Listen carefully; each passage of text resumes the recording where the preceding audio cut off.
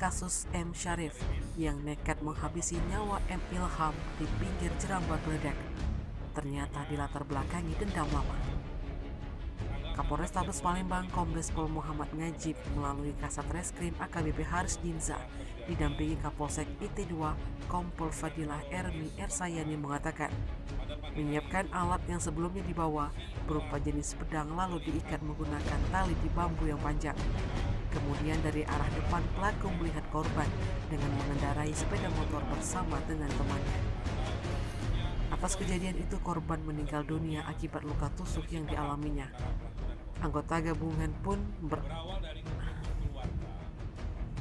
Atas kejadian itu korban meninggal dunia akibat luka tusuk yang dialaminya. Anggota gabungan pun bergerak dan mengamankan pelaku di tempat keluarga di daerah Kecamatan Kalidono, Palembang. Untuk barang bukti yang diamankan anggota polisi yakni 1 buah sajam jenis pedang atau 1 buah bambu panjang. Atas ulahnya pelaku terancam pasal 338 KUHP dengan ancaman penjara maksimal 15 hingga 20 tahun penjara. Tim Liputan Sumsel Update TV melaporkan.